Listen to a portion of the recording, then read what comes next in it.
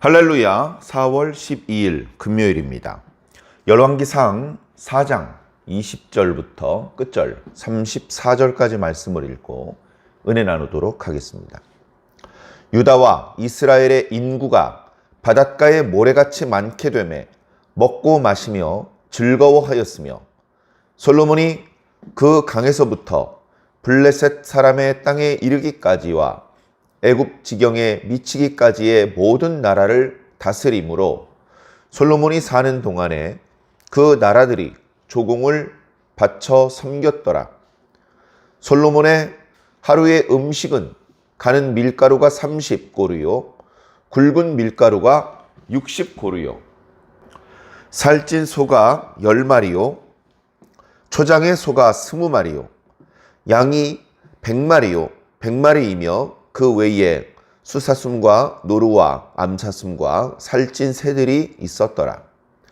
솔로몬이 그 강 건너편을 딥사에서부터 가사까지 모두 그 강 건너편의 왕을 모두 다스림으로 그가 사방에 둘린 민족과 평화를 누렸으니 솔로몬이 사는 동안에 유다와 이스라엘이 단에서부터 브엘세바에 이르기까지 각기 포도나무 아래와 무화과나무 아래에서 평안히 살았더라. 솔로몬의 병거의 말 외양간이 4만이요 마병이 12,000명이며 그 지방 관장들은 각각 자기가 맡은 달에 솔로몬 왕과 왕의 상에 참여하는 모든 자를 위하여 먹을 것을 공급하여 부족함이 없게 하였으며 또 그들이 각기 직무를 따라 말과 준마에게 먹일 보리와 꿀을 그 말들이 있는 곳으로 가져왔더라.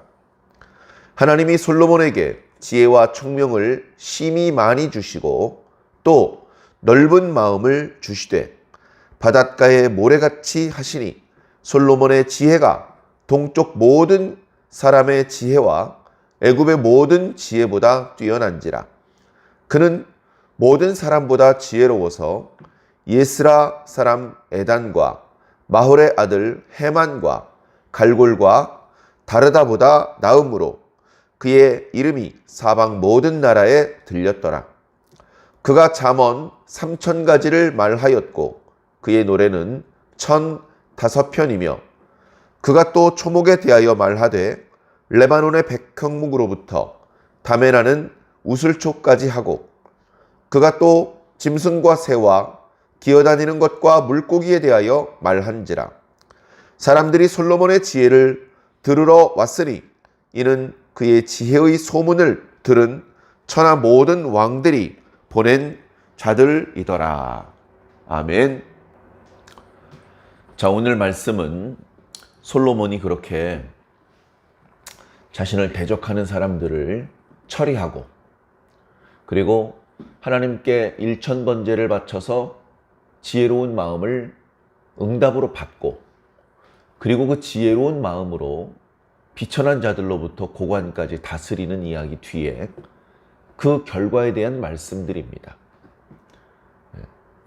오늘 말씀은 짧습니다.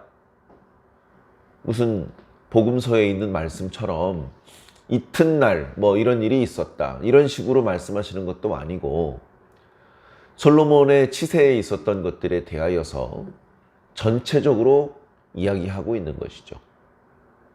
근데 그 내용이 아주 간략하게 요약되어서 기록되어 있기는 합니다만 그 내용이 너무나도 소중하고 아름답고 저는 개인적으로 이 말씀을 아주 중요하게 생각합니다.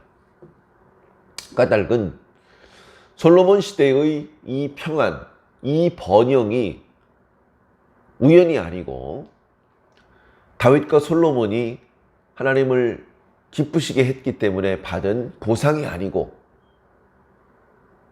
뭐 솔로몬이 능력이 뛰어나서 된 것도 아니고 이것은 다름 아닌 하나님께서 과거 아브라함에게 주셨던 약속의 성취로 된 거다라는 것을 마음속으로 느끼기 때문에 그렇습니다. 이스라엘 역사 가운데 언제 이런 평안과 부귀를 누린 적이 있었을까? 이스라엘과 유다의 어떤 왕들이 하나님께 이런 축복과 은혜를 입었을까? 비교할 만한 사람이 없습니다. 솔로몬의 부친 다윗의 경우도 거의 평생을 전쟁을 치르면서 살았습니다. 다윗 시대의 부귀와 영화, 평안은 그의 말년 잠깐 동안이었습니다. 그리고 그 나머지는 혹독한 세월을 살았죠. 어렸을 때는 형들의 양들까지 대신 도맡아서 돌봐야 되는 막내 목동이었고, 그리고 사울 왕의 눈에 띄었을 때 그의 사위가 되기도 하고 천부장이 되기도 했지만, 이내 그의 질투 때문에 여러 번 죽을 뻔하고 10년 동안이나 도망자 신세를 지내야 했습니다. 사울이 죽은 이후에도 곧바로 온 이스라엘의 왕이 되지 못하고 헤브론에서 유다 지파의 왕이 될 뿐이었고, 그리고 온 이스라엘의 왕이 된 후에도 계속해서 전쟁이었죠. 예루살렘 그 언덕에 살고 있던 여부수 족속을 쳐부수는 것부터 시작해서 블레셋 사람들을 쳐부수고, 북쪽으로 아람을 쳐부수고, 동쪽으로 모압과 암몬을 쳐부수고, 남쪽으로 에돔을 쳐부수고, 그들 모두에게 항복을 받아내고 그들 모든 지역으로부터 조공을 받아내기까지 끝없는 전쟁의 연속이었습니다. 그런데 솔로몬의 시대에는 전쟁을 굳이 할 필요가 없습니다. 이미 다윗 때 다 항복을 받아냈고 그 지역에서 무슨 반란의 기미가 없어요. 이게 솔로몬의 노력으로 되는 일이겠습니까? 하나님께서 주시는 축복이고 은혜입니다. 아주 짧게 기록된 것이 아쉬울 정도로 너무나 귀중하고 소중한 그런 표현의 말씀들입니다. 자, 20절 말씀을 볼까요? 유다와 이스라엘의 인구가 바닷가의 모래같이 많게 되었다. 할렐루야. 인구가 이렇게 많아질 수가 없습니다. 이 많은 사람이 어디 삽니까? 땅이 없죠. 이 많은 사람들이 뭐 먹습니까? 먹을 게 없죠. 그리고 농사가 좀 잘 되는 것 같으면 약탈해 가고, 병충해가 메뚜기 떼가 와서 다 먹고, 전염병이 돌고 전쟁이 나가지고 다 죽고, 죽으면 남자들이 죽는데, 그러다 보면 농사 지을 사람도 부족하고 땅을 줘도 농사를 못 짓고, 그러다 보니까 세금도 얼마 안 거치고 계속 그런 악순환이 반복될 수밖에 없다고요. 계속해서. 그러면 인구가 늘어날 수가 없어요. 자, 인구가 늘어났다는 뜻은 땅이 충분했다. 널찍널찍했다. 그 전쟁도 없었고 전염병도 없었고 먹고 사는데 아무 문제가 없었다. 특히 인구가 바닷가에 모래같이 많아졌다는 말씀, 이 말씀은 창세기 22장에 하나님께서 아브라함에게 주셨던 말씀입니다. 네 자손이 바닷가에 모래같이 많을 것이다. 그 약속의 말씀은 물거품이었습니까? 공수표였습니까? 안 이루어져요. 안 이루어져. 그러다가 아브라함에게 그렇게 언약하신 지 거의 1000년이 지나서 아브라함의 자손 중에 다윗과 솔로몬이 등장을 하고 드디어 솔로몬 때에 그 말씀이 이루어지는 것입니다. 야, 정말 되네. 인구가 너무 많아서 기록이 불가능할 정도로 인구가 많아지네. 아, 하나님 약속은 다 이루어지는구나. 그렇게 인구가 많았는데 그들이 먹고 마시며 즐거워하였더라. 먹는 게 풍족하고 충분히 마셔도 남아. 포도주를 그렇게 많이 드시면 어떡해요? 외적이 쳐들어오면 큰일인데. 외적 안 쳐들어와요. 아무도 이스라엘을 두렵게 하거나 위태롭게 할 수 없습니다. 이 한 구절만으로도 너무나 큰 축복이고, 이건 거의 하나님의 나라의 모습을 묘사하는 그런 말씀입니다. 자, 그 다음 구절은 어때요? 솔로몬이 어디까지 다스렸다고요? 그 강에서부터 블레셋 땅까지. 그 강은 어딜까요? 구약에서 정확히 강의 명칭이 나오지 않는데 그 강 하면 딱 하나입니다. 유프라테스 강입니다.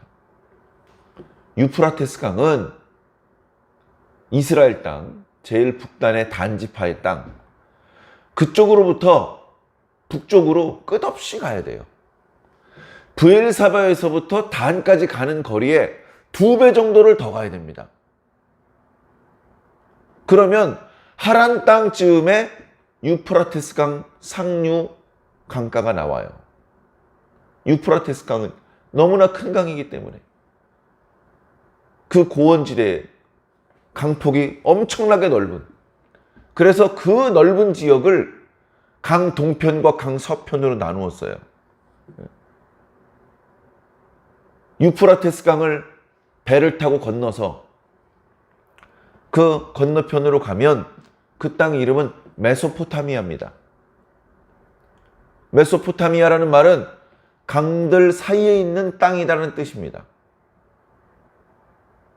그 메소포타미아를 지나가면 티그리스 강이 나와요. 우리가 너무나 잘 아는 땅이죠. 두 강 사이에 있는 땅이라고 해서 메소포타미아. 그리고 그 강 동편으로 가도 넓은 평원과 곡창지대가 나옵니다. 거기에 아수르와 바벨론과 페르시아가 거기서 부흥을 한 것이죠. 근데 그쪽에서 부흥한 사람들이 어지간히 강대국이 되기 전까지는 유프라테스 강을 건너서 애굽 땅 쪽으로 내려올 생각을 못 했어요. 너무나 먼 곳이니까. 그런데 그렇게 넓은 땅을 솔로몬이 다스렸다고요. 이스라엘 백성들이 그 땅까지 나가서 거기서 정착해서 산 건 아닌 것 같아요. 이스라엘 사람들은 여호수아 때 분배해 주었던 그 땅 떠나는 걸 별로 좋아하지 않았어요. 그러나 왕의 명령으로 이스라엘의 군대가 아람 수비대와 남쪽 에돔 수비대에 나가 있었습니다.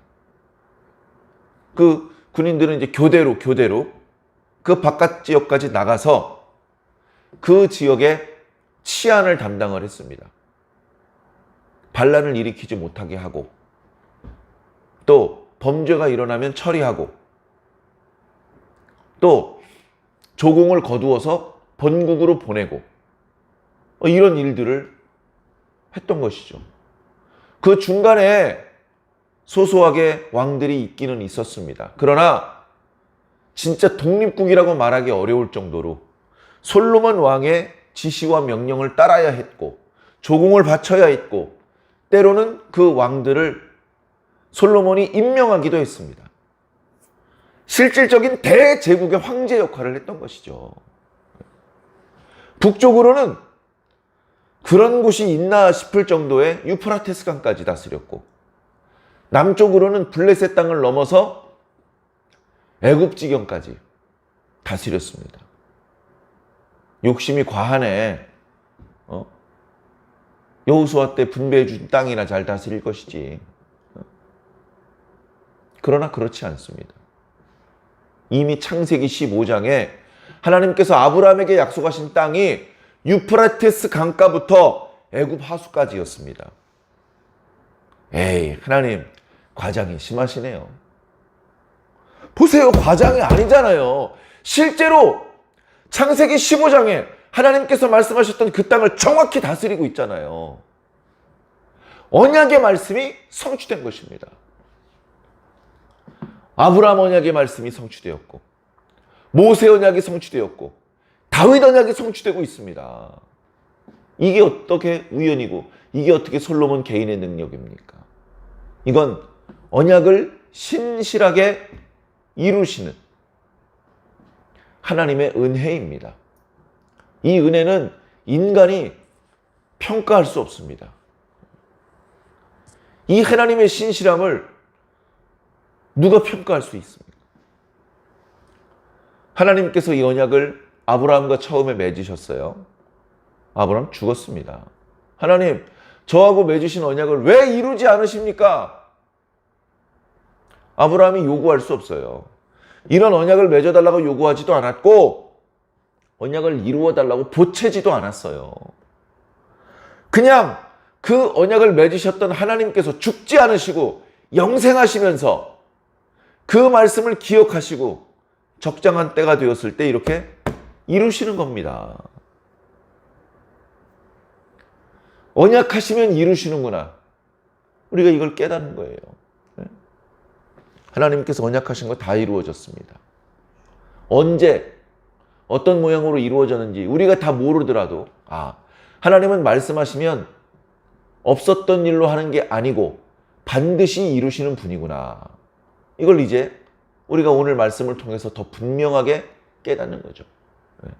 하나님께서 언약하셨던 말씀들이 빠짐없이 다 이루어졌습니까? 아니죠. 남아있는 말씀이 있습니다. 남아있는 말씀이 있어요. 그 말씀은 이루어질까요? 안 이루어질까요? 반드시 이루어집니다. 반드시 이루어지는구나. 그러면 어떤 말씀이 이제 이루어져야 되지? 뭐가 남았지? 우리가 말씀을 듣고 성경을 읽으면서 그런 부분을 생각해야 되는 겁니다. 그래. 이 말씀은 아직 안 이루어졌어. 이 말씀도 곧 이루어지겠구나. 그런 것들을 마음으로 느끼면서 신앙생활을 해야 돼요. 아무 생각 없이 무의미한 시계추처럼 그냥 교회를 왔다 갔다 하는 게 아니고 생각하면서 준비하면서 기다리면서 신앙해야 되는 것입니다. 자, 그 모든 나라를 다스렸고 그 지역에 사는 나라들은 솔로몬에게 조공을 바쳤어요. 조공을 바치면서 이빨을 갈고 반역을 도모하고 전쟁을 준비했습니까? 뒤에 보니까요, 솔로몬 덕분에 그 모든 나라들이 평안했답니다. 솔로몬이라는 그 이름의 뜻이 뭡니까? 평안의 사람, 평강의 사람이라는 뜻이 아닙니까? 우리가 잘 아는 평안, 샬롬이라는 말에서 나온 이름 아닙니까? 그 뒤에 22절 이하에 솔로몬 시대의 부귀가 얼마나 컸는지. 솔로몬의 하루 음식은 밀가루가 30고루요. 이제 고루라는 단위를 정확히 모르니까 잘 모르는데요. 수십 수백 푸대입니다. 굵은 밀가루는 60고루요. 살찐 소가 10마리.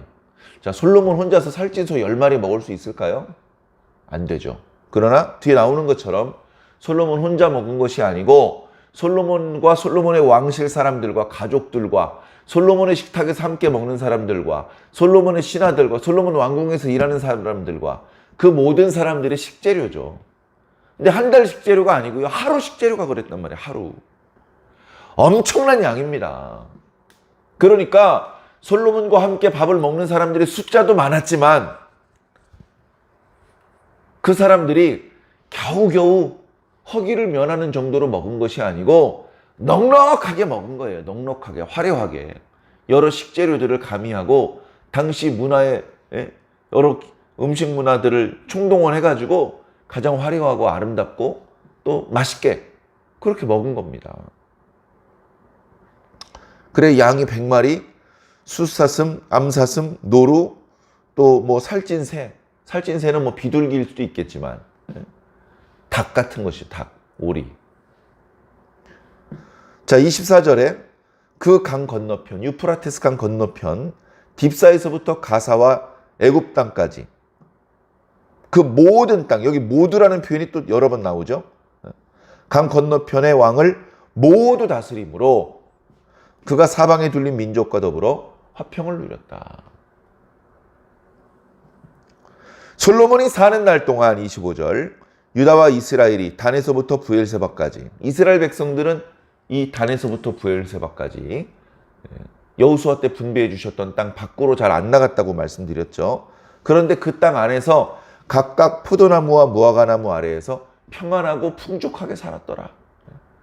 이 포도나무 아래와 무화과나무 아래에서 평안하게 살았다는 표현은요, 여러 선지자들의 글에서 하나님의 나라, 메시아의 나라를 상징하는 표현입니다.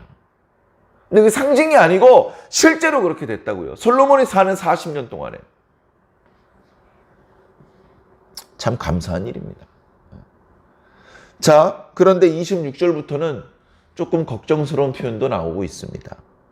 솔로몬의 병거와 그 외양간이 4만이라고요. 그리고 마병이 12,000명. 엄청난 숫자입니다. 여러분, 사울왕 때는요, 군대를 소집했어요. 많이 지원했습니다. 다 돌려보내고 3,000명만 남겨두었습니다. 2,000명은 자신이 직접 관리하고 1,000명은 아들 요나단에게 관리하게 했습니다. 왜 3,000명만 데리고 있었습니까? 3만 명을 데리고 있으면 좋은데 그들에게 줘야 될 월급과 밥값이 충당이 안 됐기 때문이에요. 근데 솔로몬은요, 보병은 빼고 마병만 12,000명이에요. 그리고 마국간이 4만 개. 거기 들어가는 비용이 얼마나 컸겠습니까? 충분히 감당할 수 있더라 이거죠. 충분히. 지방 관장들 12명을 세웠다는 말씀을 어저께 드렸는데, 그 관장들은 자기에게 맡은 소임을 충실하게 다 하더라. 누구는 빵꾸가 나고 누구는 너무 그 짐이 무거워서 원성이 자제하고, 그게 아니고 자신들이 맡은 달에 왕궁에 필요한 식재료를 충분히 제공하고, 심지어 마국간에 필요한 사료와 그런 것도 충분히 공급해 주었더라. 그리고도 부족함이 없었더라. 놀라운 하나님의 축복입니다. 그런데 사실 어떻습니까? 신명기 말씀에 보면 사무엘 선지자가 왕에 대한 규례를 말씀하시기 전에 이미 모세 선지자를 통해서 만약에 너희들이 왕을 세운다면 이런 문제가 있을 것이다. 너희들은 이런 것들을 조심해야 된다. 이 말씀을 이미 모세 선지자를 통해서 신명기서에 기록해 놓으셨어요. 그 말씀에 보면 왕이 조심할 게 크게 두 가지예요. 여자를 많이 두지 말아라. 그 다음에 말을 많이 두지 말아라. 이렇게 말씀하셨거든요. 그 이유는 자명합니다. 여자를 많이 두면 하나님을 섬기는 일이 소홀할 수밖에 없고요. 말을 많이 두는 것도 똑같습니다. 하나님을 믿고 의지해야 되는데 말을 믿고 의지하는 사람이 될 수밖에 없어요. 그래서 다윗도 말을 많이 두지 않았습니다. 맨주먹으로 나가서 싸워도 이겼습니다. 말 없어도 되네. 그런데 솔로몬 시대에는 말을 많이 두었습니다. 원래 이스라엘 땅은 말이 자생하기엔 적당하지 않은 곳입니다. 그래서 애굽으로부터 말들을 많이 수입해 옵니다. 그래서 마곡간을 만들고 먹을 것을 주고 이스라엘 땅에서도 말들을 이제 새끼를 치고 이제 관리를 하는 것이죠. 근데 그 모습은 명백하게 율법 위반이죠. 그래, 뭔가 잘하고 있구나. 정말 아쉬울 것 없이 정말 풍족하구나. 그런데 조금 걱정스럽구나. 이런 빛과 그림자가 함께 소개되고 있는 말씀입니다. 자, 이어지는 29절은 이제 솔로몬의 지혜에 대한 말씀인데요. 하나님께서 솔로몬에게 지혜와 총명을 심히 많이 주셔서 그 지혜도 바닷가의 모래처럼 많았다. 참 놀라운 은혜의 말씀이죠. 그리고 지혜가 동쪽 모든 사람의 지혜보다 뛰어났고 서쪽에는 별다른 나라가 없으니까 애굽 땅보다 그 땅의 지혜보다 뛰어났다. 당시 지혜로웠던 사람들의 이름을 몇몇 거론하면서 그들보다 더 뛰어나더라. 이렇게 말했습니다. 잠언 3천을 말했다. 우리 잠언 있지. 우리 잠언서에 잠언 3,000개가 안 됩니다. 수백 개밖에 안 돼요. 솔로몬의 잠언이 다 세상에 기록되지도 못했어요. 입만 열면 이거는 종이에 기록해야 될 가치가 있는 뛰어난 지혜의 가르침인데 이런 느낌의 말이 계속 쏟아졌던 겁니다. 뿐만 아니라 일반 상식적으로도 마찬가지죠. 초목에 대해서 말할 때에는 레바논의 백향연고로부터 담장에 나는 우슬초까지 입을 열면 막힘이 없이 줄줄줄줄 지식이 쏟아지는 거예요. 네? 우리나라에는 이익의 성호사설이 있죠. 백과사전 같은 책입니다. 또 뭐 자산오보 같은 정약전의 책도 있죠. 그것은 물고기와 해산물에 대한 뭐 백과사전이라고 해야 될까요? 특정 분야에 대해서 조금 많이 아는 그런 사람들이 있지만 솔로몬처럼 모든 분야에 있어서 모르는 게 없는 지혜자가 없는 것이죠. 식물뿐 아니고 짐승, 새, 기어다니는 거, 물고기에 대해서도 모르는 게 없습니다. 하나님께서 창조하신 만물에 대해서 솔로몬만큼 지혜로운 자가 없었죠. 하나님 말씀하신 대로입니다. 이전에도 너 같은 지혜자가 없었고 이후에도 없을 것이다. 모든 것은 말씀대로 되는 것입니다. 자, 그러다 보니 솔로몬의 이름이 유명해져서 사방 모든 나라에 퍼졌고 그 사방 모든 나라에 있는 왕들은 자기 신하 중에 지혜로운 사람을 솔로몬에게 보내서 솔로몬의 지혜의 가르침을 좀 받아오게 그렇게 했습니다. 솔로몬 시대에 주셨던 이 부귀와 영화 너무나 부럽죠. 우리도 누리고 싶습니다. 근데 우리 개개인으로 누리기보다는 우리가 소망하는 하나님의 나라에서 이 말씀이 또다시 더 온전하게 성취될 것으로 믿습니다. 그리고 더 중요한 것은 하나님의 약속하신 말씀들은 반드시 이루어지는구나. 하나님께서 누구를 통해서 누구하고 약속하셨든지 그 말씀은 반드시 이루어지고 그 이루어지는 말씀의 내용은 그때 당시 살아있는 성도들이 누리게 될 말씀입니다. 저와 여러분들은 우리 시대에 예수 그리스도께서 다시 오시고 성경의 모든 언약의 말씀이 성취되기를 간절히 소망하시기 바랍니다. 그리고 우리 시대에 혹시 그 약속의 말씀이 성취되지 않고 우리 자녀 세대에 성취되면 어떻습니까? 불만입니까? 우리 자녀 시대에 그 말씀들이 성취가 되어도 너무나 감사하고 기쁜 것이죠. 사랑하는 성도 여러분, 이 약속의 말씀 안에, 은혜 안에 머무시기를 바랍니다. 여길 떠나지 마시기를 바랍니다. 아직 배고프더라도, 아직 아쉬운 점이 많더라도 하나님의 언약의 말씀을 기억하면서 오히려 기뻐하고 감사하실 수 있다면 여러분들은 그 모든 약속의 말씀이 성취되기 전이라도 하나님의 은혜와 은총, 축복을 경험하게 되실 것입니다. 오늘 하루도 그 축복을 경험하는 행복한 날이 되시기를 예수님 이름으로 간절히 축원합니다. 아멘.